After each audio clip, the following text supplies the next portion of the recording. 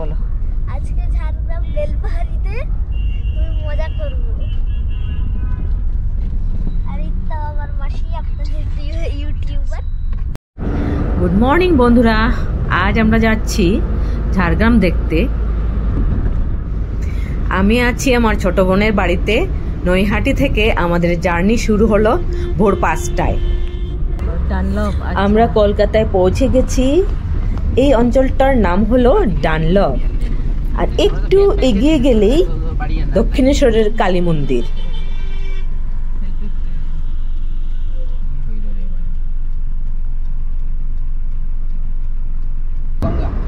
সুন্দর একটা ব্রিজ দিয়ে আমরা যাচ্ছি। বোনকে জিজ্ঞেস করে জানতে পারলাম এটা বালি ব্রিজ, আর ব্রিজটি গঙ্গার উপর দিয়ে যাচ্ছে। আহা, কত সুন্দর সূর্যোদয়, মনটা একদম ভালো হয়ে গেল। একসময় ঝাড়গ্রামকে মানুষ ভয় পেত, কিন্তু এখন সম্পূর্ণ বদলে গেছে। ঝাড়গ্রামে অনেকগুলো টুরিস্ট অ্যাট্রাকশন প্লেস আছে। এর মধ্যে ঝাড়গ্রাম রাজবাড়ি, সাবিত্রী টেম্পল, চিল্কিগড় রাজবাড়ি, কনক দুর্গা মন্দির, তারাফানি ড্যাম, এগুলি প্রধান আর কি। Family hotel Balibasa, Jhargram, West Bengal. পরিবেশটা খুব সুন্দর করে রেখেছে। বেগুন ফলিয়ার ফুলটাও কত সুন্দর লাগছে দেখতে। আমরা ঝাড়গ্রামে এসে পৌঁছে গেছি। আর ঝাড়গ্রামে যেসব দ্রষ্টব্য স্থান আছে এগুলো একটু পরে খুলে, 10টা থেকে খুলে, তাই আমরা ব্রেকফাস্টটা করে নিয়ে তারপরে ঝাড়গ্রামের দ্রষ্টব্য স্থানগুলো দেখব। বন্ধুরা, আমরা এখানে আলুর ফুল দেখতে পেলাম। তোমরা দেখেছো কিনা জানি না, আমি তো দেখিনি। খাবারটা খুবই ভালো। এখানে আসলে, ঝাড়গ্রামে আসলে নিশ্চয়ই খাবে। আর এখানে ডেরি মিল্ক কিন্তু পাক্কা খেতে হবে, নাহলে মিস করবেন অনেক পরে। আর 11 কিলোমিটার মাত্র ঝাড়গ্রাম। এই যে এখন আমরা ঝাড়গ্রামের মধ্যে দিয়ে যাচ্ছি। এখন আমরা ট্রাইবেল ইন্টারপ্রিটেশন সেন্টারটি দেখতে যাব।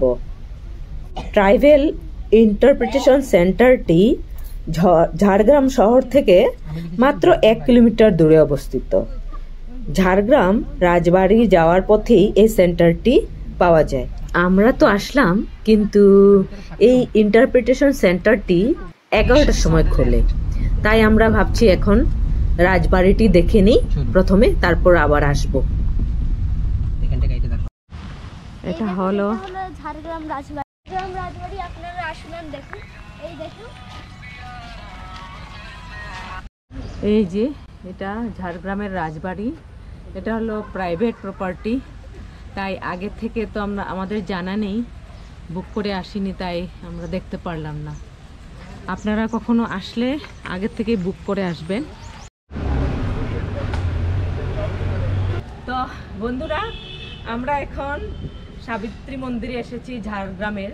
চলো মন্দিরটা দেখি,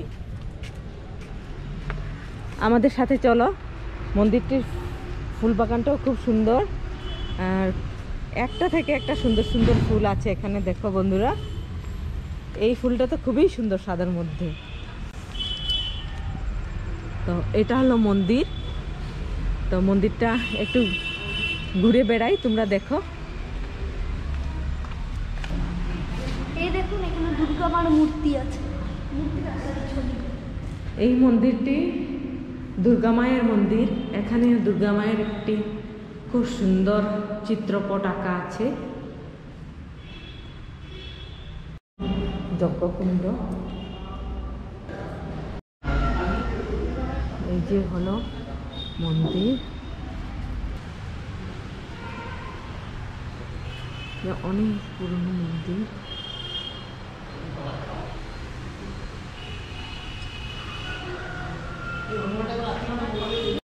এই যে মায়ের মূর্তি, অনেক বছর পুরনো না, 350 বছর। দুর্গাপূজা খুব বড় করে হয় নাকি এখানে? দুর্গা পূজার বড় কয়েক মাস হয়।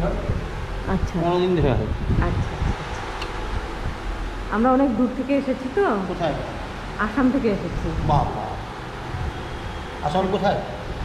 আসাম গুয়াহাটি। মায়ের পাদুকা না? পল্টন বাজার চিনি? হ্যাঁ।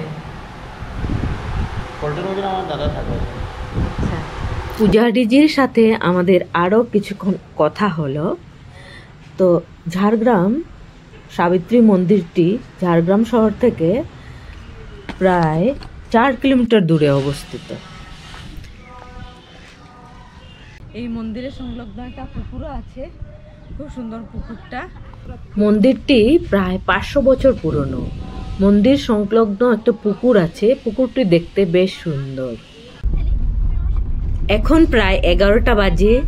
আমরা ট্রাইবাল ইন্টারপ্রিটেশনের সেন্টারে এসে গেলাম। আমরা এখন পর্যটন কেন্দ্রের ভিতরে যাব। আমাদের টিকিট নিতে হবে। আমরা টিকিট নিতে যাচ্ছি। আর পরিবেশটা একবার দেখো তো বন্ধুরা, মনে হয় না এই জায়গাতে কয়েক ঘন্টা বসে থাকি। কি সুন্দর পরিবেশ। এই যে মা আর বোন আসছে, আর ওইদিকে আমার হিন্দল আর আদি যাচ্ছে টিকিট কাটতে। সাঁওতালদের নৃত্যের একটি ঝলক আমরা দেখতে পাচ্ছি।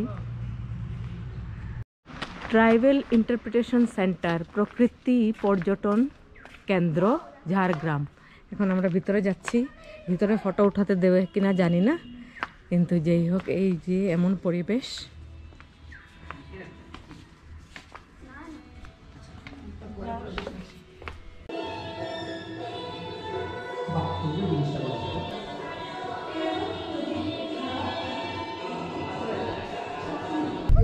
এই তো আমরা চলেছি এখন কনক দুর্গা মন্দিরের দিকে। রাস্তাটা ভালো লাগছে আর সবাই আছে, অনেক আনন্দ হচ্ছে। হ্যালো, এই দেখো আমার দিদার মা।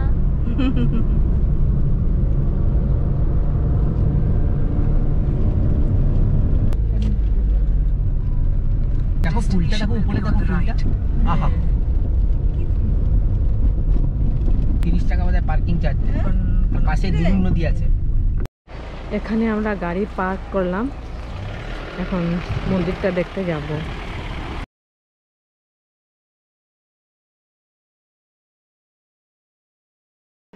এখানে তো বান্দর বাবাজি, হনুমানজি, অনেক হনুমানজি বসে আছে। আমার তো ভয় লাগছে, এই যে টানাটানি করে কিনা ভেবে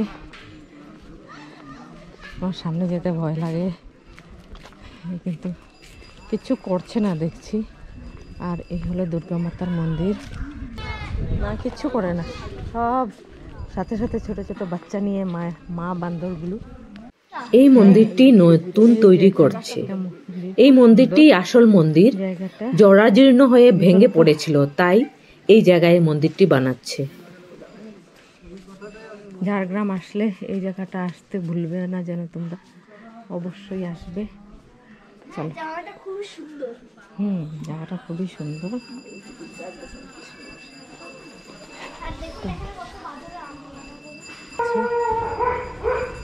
বাবারে,